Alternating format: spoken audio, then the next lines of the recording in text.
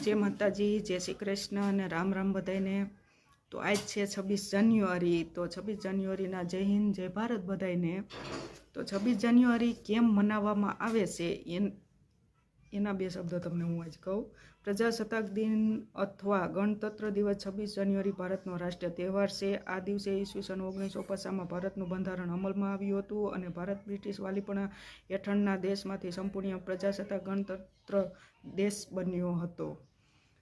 તો આ વસ્તુનો આપણને ખ્યાલ હોવો જોઈએ, કેમ કે આપણે ભારત દેશમાં રહી છીએ અને ભારત દેશમાં આપણા દેશમાં રહી છીએ તો આપણા દેશનું આપણને ગર્વ હોવું જોઈએ અને આપણા દેશમાં કોઈ એવા અભદ્ર ભાષાઓ કે અભદ્ર વાણીનો કે ઉપયોગ ન કરવો જોઈએ।